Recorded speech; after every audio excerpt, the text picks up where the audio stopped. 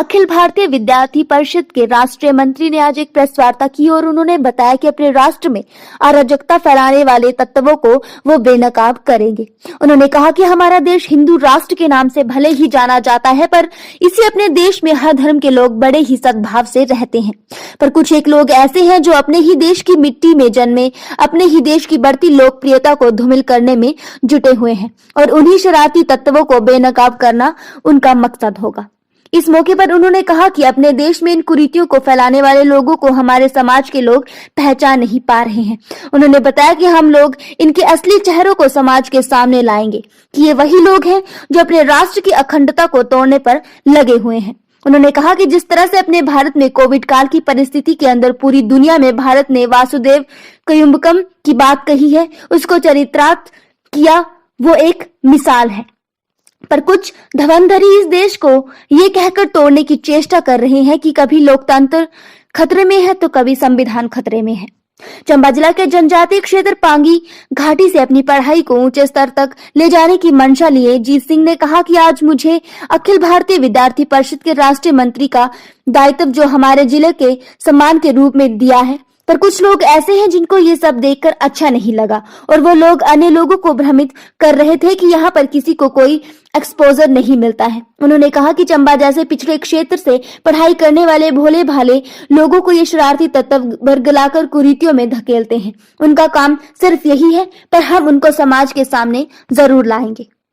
जिस प्रकार से देश के अंदर, भारत के अंदर अभी कोविड काल की परिस्थिति के अंदर अगर हम लोग देखेंगे तो पूरे दुनिया के लिए भारत ने वसुधैव कुटुंबकम की जो बात है उसको चरितार्थ किया है। जिस प्रकार देश आगे बढ़ रहा है, परंतु कुछ ऐसे विभाजनकारी तत्व हैं जिनसे भारत की प्रगति, भारत का विकास अभी देखा नहीं जा रहा है।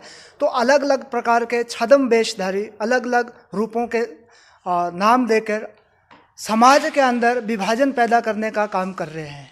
कभी लोकतंत्र खतरे में है, कभी संविधान खतरे में है, कभी आज़ादी का एक ढोंग रचा के देश के कैंपसों के अंदर एक माहौल को ख़राब करने की जो कोशिश कर रहे हैं।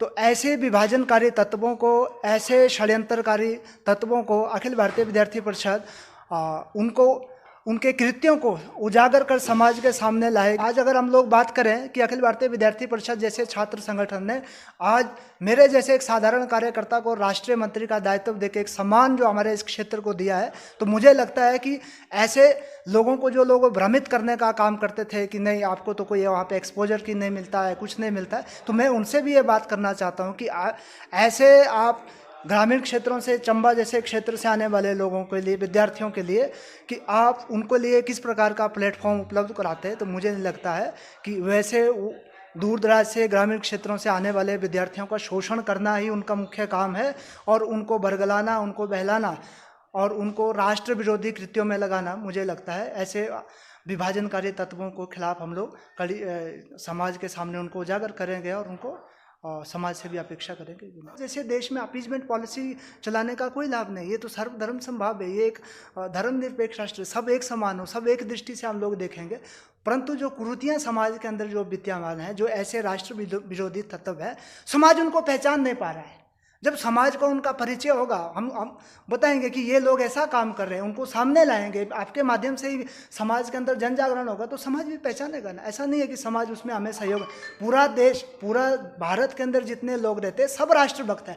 कुछ एक एंटी एलिमेंट्स हैं जो लोग विदेशी ताकतों के ऊपर, विदेशी फंडिंग के ऊपर भारत को अस्थिर करना चाहते हैं। बस उनके साथ जिसको बोल सकते हैं वो भी अपने देश के नागरिक है, वो कुछ बातचीत करने से, समझाने से सब